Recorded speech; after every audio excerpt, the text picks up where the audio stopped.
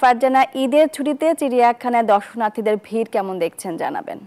ধন্যবাদ মনি। এই মুহূর্তে আমি আছি রাজধানী চিড়িয়াখানায়। আর এছাড়া এখন আমি দাঁড়িয়ে আছি ভাল্লুকের একটি খাঁচার সামনে। শুরুতে একটু বলবো যে আপনি যদি দেখেন যে এখানে কিন্তু ভাল্লুকটি ঘুরে বেড়াচ্ছেন, শুধুমাত্র যে দর্শনার্থীরা এখানে আসেন তাই কিন্তু নয়, পশু পাখিরাও কিন্তু সেগুলো দেখা যাচ্ছে তারা ঘুরছেন। এছাড়া যদি বলি যে সকাল থেকে চিড়িয়াখানায় এসে দেখা গেছে দর্শনার্থীদের একটি বড় অংশই কিন্তু শিশু, এছাড়া কিশোর কিশোরীদের সংখ্যাও উল্লেখযোগ্য রয়েছে। চিড়িয়াখানার বিভিন্ন খাঁচায় বিভিন্ন প্রজাতির প্রাণী পাখি ও সাপ সংরক্ষণ কিন্তু করা আছে। এছাড়া যেসব খাঁচায় প্রাণী রয়েছে সেই সব খাঁচা থেকে কিন্তু দর্শনার্থীরা ছুটে যাচ্ছেন, এক খাঁচার থেকে আরেক খাঁচার দিকে কিন্তু তারা ছুটে যাচ্ছেন এবং দেখছেন। বলা যায় যে প্রাণী এবং পাখির খাঁচাগুলোর সামনে কিন্তু মানুষের জটলা বেঁধে যায়।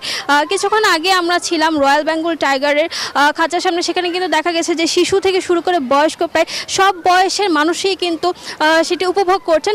দর্শনার্থীরা বলছেন যে আসলে বিনোদন কেন্দ্র দিন দিন কমে যাওয়ায় চিড়িয়াখানা একটি অন্যতম মাধ্যম যেখানে তারা ঈদের ছুটি কাটাতে পারেন, কিংবা শিশু থেকে শুরু করে সব বয়সের মানুষেরা ঘুরতে আসতে পারেন।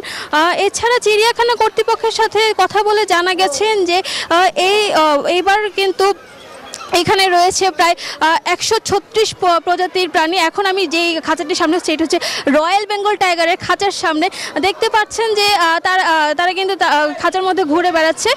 এছাড়া চিড়িয়াখানা কর্তৃপক্ষ জানিয়েছে বাঘ ছাড়াও ভাল্লুক, হরিণ, সিংহ, বানর, জলহস্তি, কুমির, সাপ, ইম্পালা সব কিছু মিলে কিন্তু 136 প্রজাতির 3034টি প্রাণী এবং পাখি রয়েছে।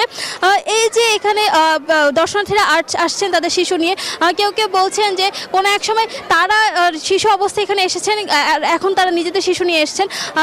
বাকি কিন্তু এক খাঁচা থেকে অন্য খাঁচা যাচ্ছে। সব কিছু মিলে কিন্তু বলা যায় যে এই যে চিড়িয়াখানার এই পরিবেশে কিন্তু শিশুরা নতুন করে আনন্দিত হচ্ছে। এই মুহূর্তটাই তাদের কাছে স্মরণীয় হয়ে থাকবে। চিড়িয়াখানা কর্তৃপক্ষ বলছেন তারা এই ঐতিহ্যটি ধরে রাখার জন্য তারা কিন্তু সবসময় চেষ্টা করে থাকেন। এই ছিল এখান থেকে আমার কাছে সর্বশেষ।